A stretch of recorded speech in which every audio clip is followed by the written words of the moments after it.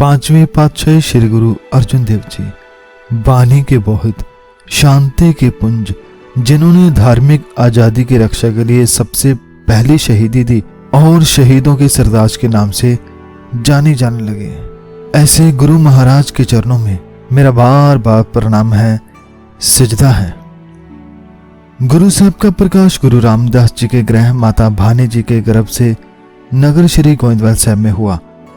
आप जी के नाना जी गुरु थे, पिताजी भी गुरु हुए, उसके बाद पुत्र भी गुरु, पोता भी गुरु और पड़पोता भी।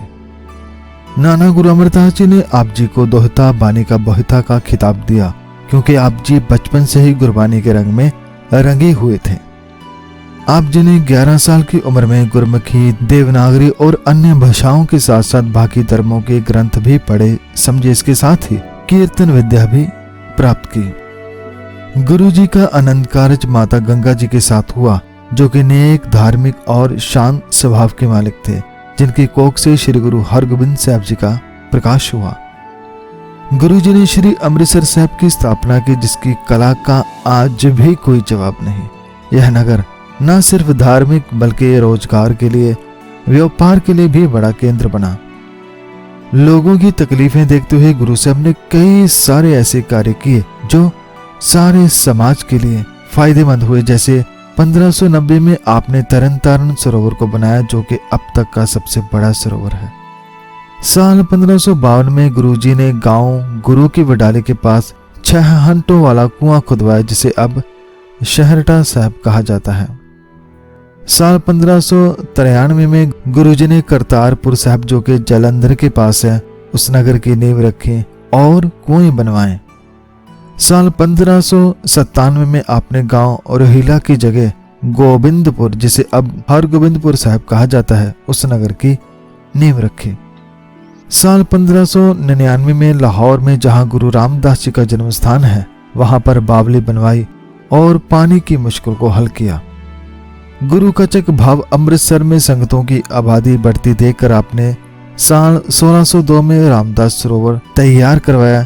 इससे पहले भी आपने बहुत सारे सरोवर अमृतसर साहब में बनवाए। गांव धुक्कोवाली में एक बाग भी लगवाया गया, जिसे अब गुरु का बाग कहा जाता है। इस प्रकार गुरुजी लगभग 25 साल तक गुरमत का प्रचार प्रसार के साथ साथ आम जनता की तकलीफों को सुनते हुए नगर, बावली और सरोवर आदि बनाते रहे।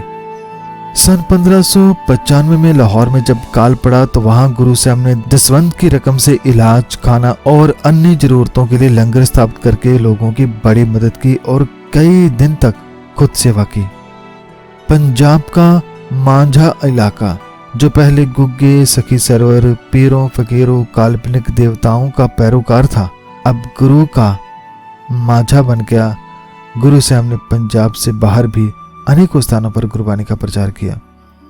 आपके महान कार्यों में से सबसे महान कार्य था श्री आदि ग्रंथ भाव गुरु ग्रंथ साहब जी की संपादना करना, जिसमें आपने अपने साथ साथ पहले 4 गुरु साहबान और 15 भगत साहबान तथा अन्य गुरसिखों की वाणी दर्ज करके आदि ग्रंथ को तैयार किया, जिसका प्रकाश 1604 में श्री दरबार साहब अमृतसर में किया गया।